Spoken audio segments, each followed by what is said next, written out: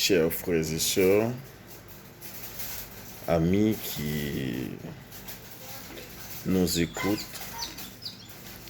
que la grâce de Dieu soit à notre partage cet après-midi.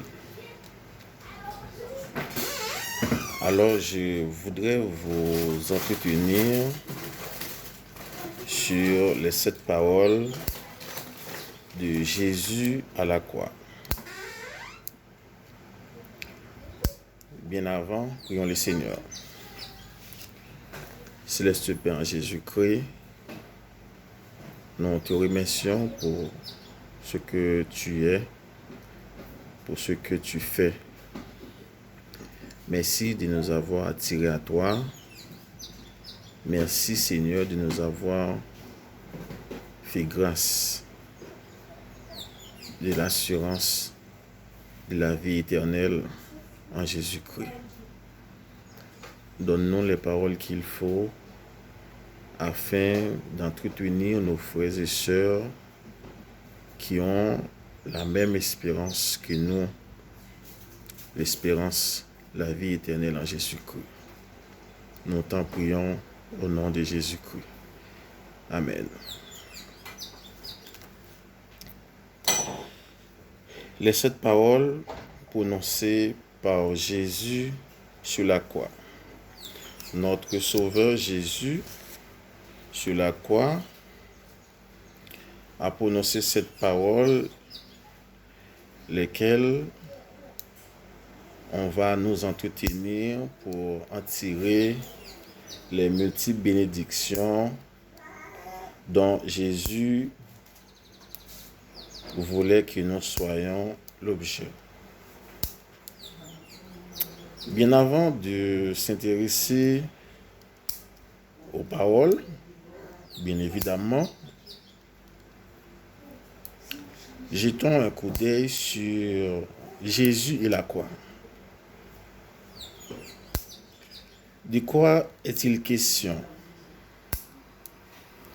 Vous n'êtes pas sans savoir que Jésus, le Messie, c'est celui qui devrait venir pour sauver l'humanité. L'ange a annoncé à Marie qu'elle va être enceinte,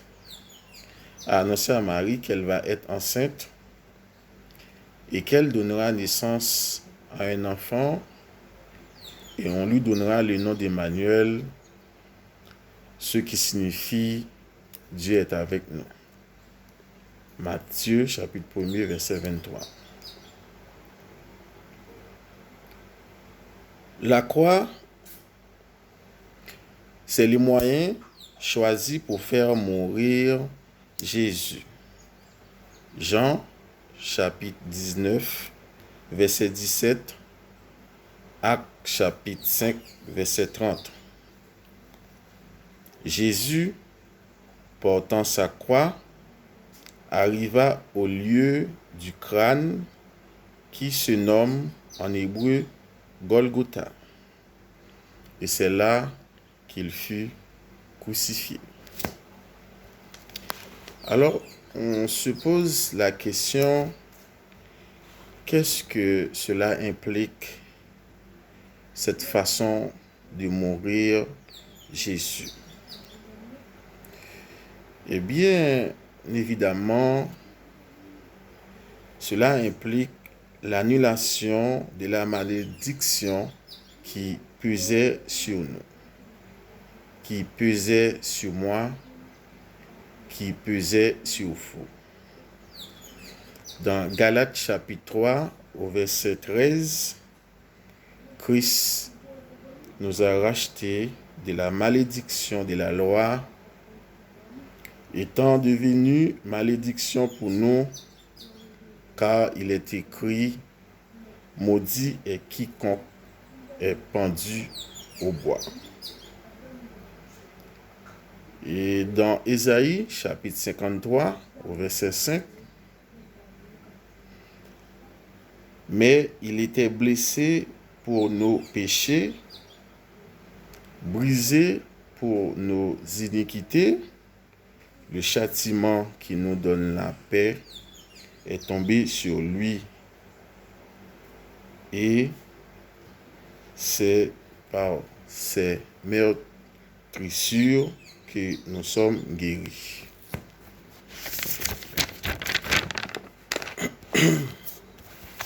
En Éphésiens 2, le verset 16, Christ à la croix nous a réconciliés à Dieu le Père en nous donnant la vie éternelle. Jean 3, 16, car Dieu a tant aimé le monde qu'il a donné son Fils unique afin que quiconque croit en lui ne périsse point, mais qu'il ait la vie éternelle. Après avoir ébauché Jésus et la croix, c'est-à-dire que donner une petite explication relative sur Jésus et sur la croix dans le contexte où nous sommes, on va parler notamment aux 7 paroles que Jésus lui-même a prononcées sur la croix.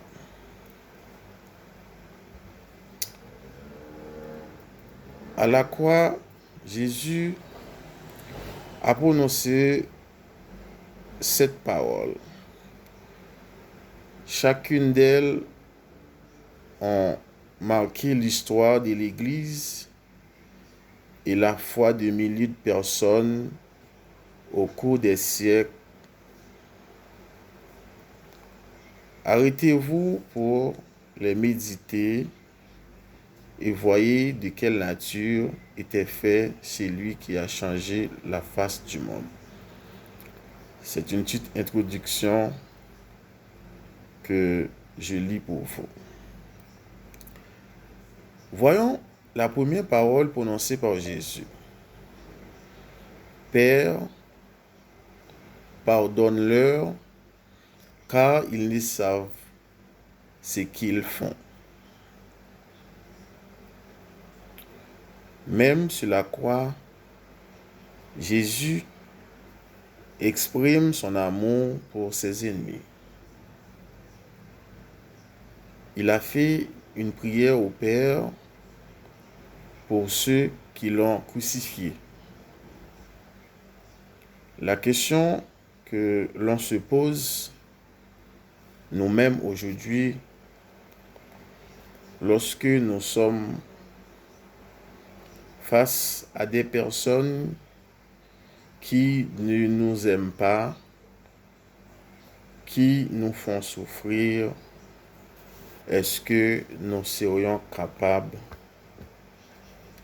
de prier pour eux, du moins de leur pardonner? Puisque Jésus-Christ, c'est notre exemple parfait, nous devrions à coup sûr marcher selon qu'il a marché lui-même. Eh bien, nous devrions avoir sa vie terrestre comme exemple parfait. Donc, il faut toujours pardonner. Il y a beaucoup d'encre qui ont coulé à ce sujet, savoir le pardon. Et dans le Notre Père, nous disons que Notre Père, pardonne-nous nos offenses comme nous aussi nous pardonnons à ceux qui nous ont offensés. À bien comprendre que lorsque nous pardonnons, du moins lorsque nous avons cette culture du pardon en nous, eh bien, nous sommes aptes à recevoir le pardon de Dieu, puisque nous aussi, nous pardonnons à ceux qui nous ont offensés. Donc, chers frères et sœurs, dans la vie de chaque jour, il y a des choses qui arrivent sans qu'on y soit préparé. Des choses qui nous offensent de toutes parts. Ça nous gangrène, ça nous fait mal. Mais une chose à laquelle je voudrais vous entretenir, c'est que nous devrions pardonner pour que nous puissions recevoir le pardon de Dieu. La deuxième parole prononcée par Jésus à la croix se trouve dans Luc chapitre 23, le verset 43. Je te le dis en vérité, aujourd'hui tu seras avec moi dans le paradis. C'est l'image de la nouvelle création. Et ça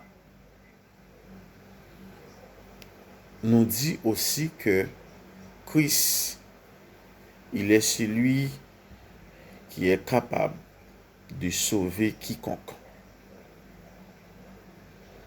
C'est celui qui peut pardonner le péché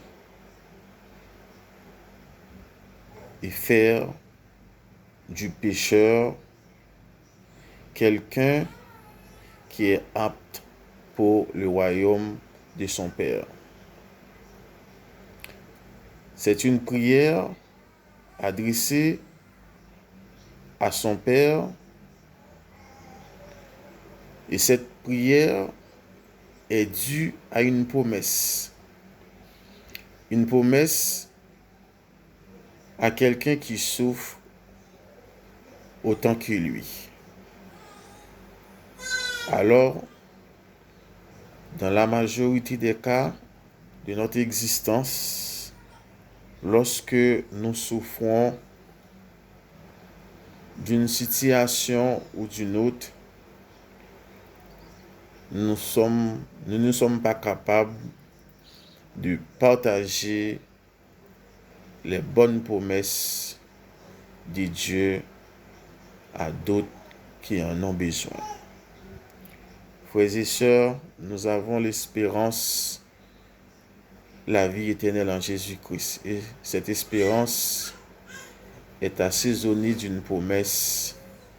Et c'est lui qui l'a faite. C'est pas un menteur. Il nous ressuscitera le grand jour pour nous prendre avec lui. Et là, il sera, nous y serons aussi.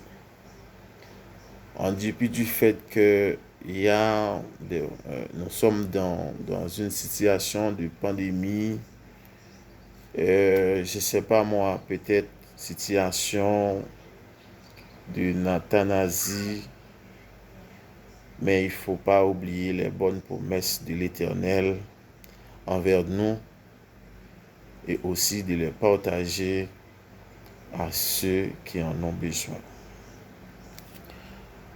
La troisième parole prononcée par Jésus se trouve dans Jean chapitre 19, le verset 26 à 27.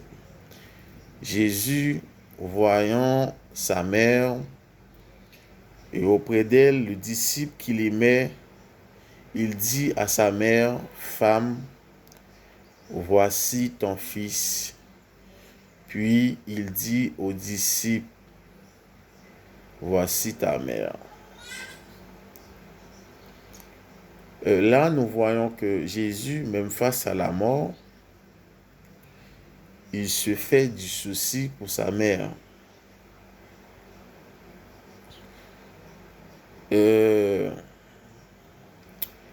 La question que l'on se pose, une fois encore, est-ce que nous-mêmes, face à des situations difficiles, est-ce que nous avons du respect, voire du souci? Est-ce que nous avons fait du souci pour honorer nos parents, nos familles, nos proches? Je vous l'ai dit, ce devrait être le cas parce que c'est important. La quatrième parole se trouve dans Matthieu 27, verset 46, excusez-moi. Mon Dieu, pourquoi m'as-tu abandonné? Cette parole exprime la plainte du juste qui souffre. Et elle finit cependant sur l'assurance et l'exaucement. Le verset 22 dans le psaume 22 au verset 2, par son cri, Jésus exprime sa détresse, mais aussi son espérance de la résurrection. Paul eut à dire que si notre espérance réside dans les choses sur cette terre seulement, nous sommes des hommes les plus misérables. Mais pour nous autres, nous savons que le grand jour de Christ, au son de la trompette de Dieu, les morts en Christ ressusciteront premièrement et nous, les vivants, nous serons transformés à la rencontre de Jésus dans les airs. C'est là notre espérance. C'est là la base de notre foi. Et c'était aussi la base de la foi de Jésus en disant que, en exprimant sa plainte devant le Père. Le cri d'angoisse de Jésus, alors qu'il est en train de porter le péché de l'humanité, le péché du monde, et que Dieu a détourné sa face, son regard de lui. Jésus est seul.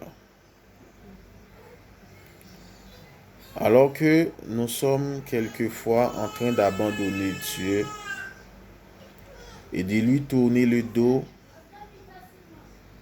Jésus n'a-t-il pas ce même cri d'angoisse à notre égard?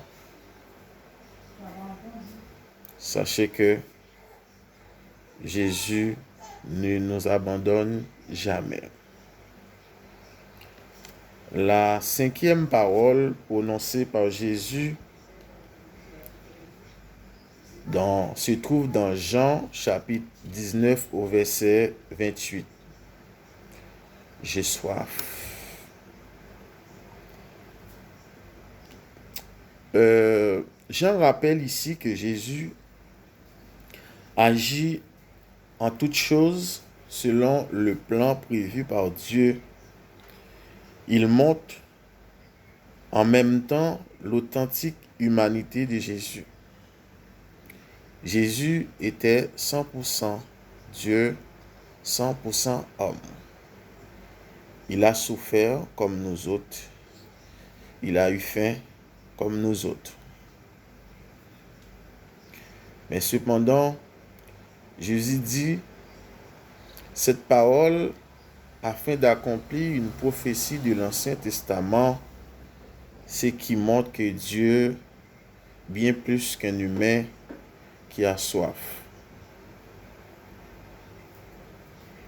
Jésus va au bout de sa mission, mais du moins, il ne boira pas le breuvage qu'on lui avait proposé. La 6e parole se trouve dans Jean chapitre 19 au verset 30. Tout est accompli. Il a mené à bien sa mission. Comme a dit Paul, maintenant je sers des libations. Le moment de mon départ approche. Il sait que le juge va lui donner la couronne de justice. Mais non seulement à lui, mais à tous ceux, à toi et à moi, qui ont aimé l'avènement de Jésus-Christ. Ces dernières paroles expriment la conviction qu'a Jésus d'avoir mené à bien sa mission. Un cri de victoire. Donc, il faut y penser. Il est allé jusqu'au bout pour nous donner la vie éternelle avec lui dans le royaume de Dieu.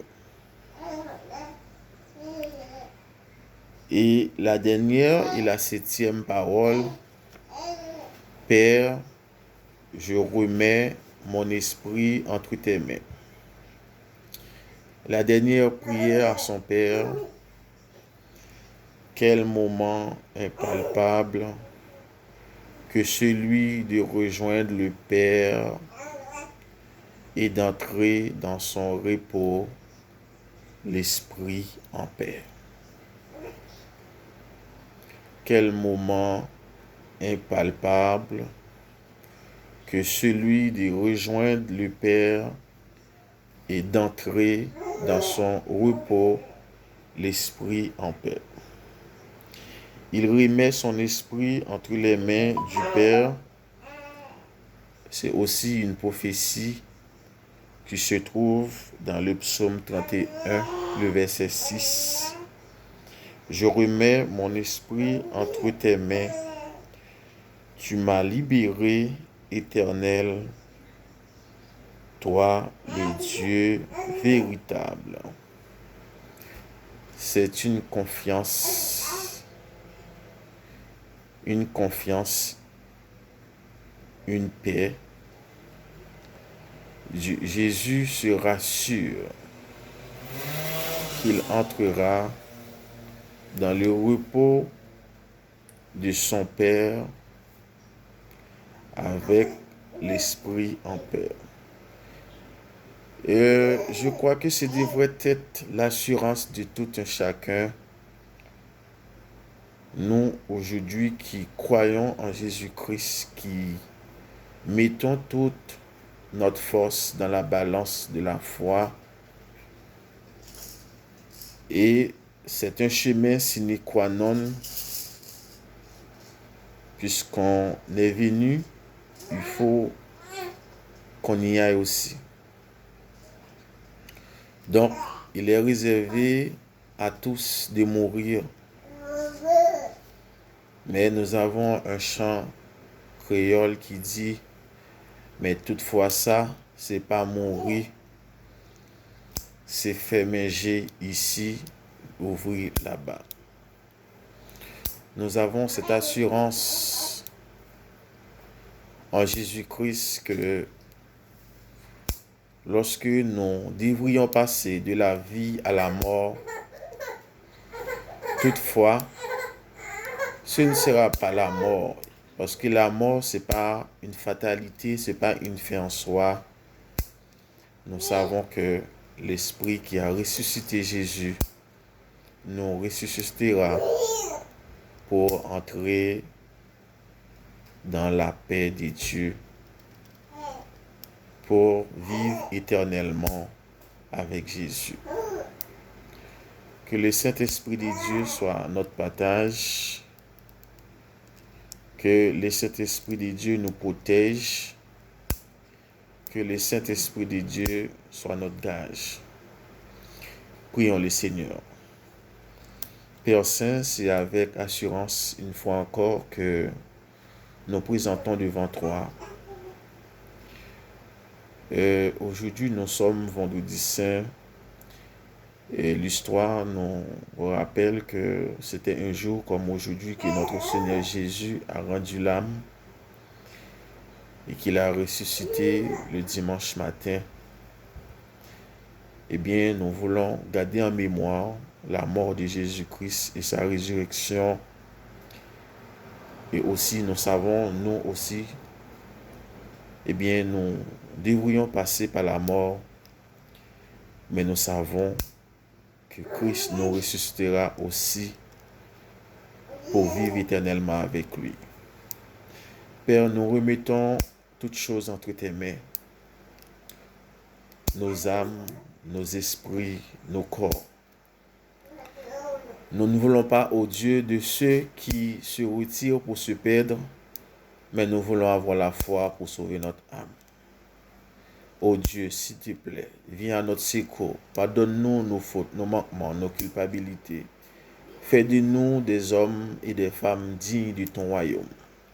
Merci de nous avoir attirés à toi. Merci, Seigneur, d'avoir inscrit nos noms, Seigneur, dans ton livre de vie. Toute la gloire est à toi, Père. Au nom de Jésus-Christ, nous t'en prions. Amen. Soyez bénis. Je vous aime.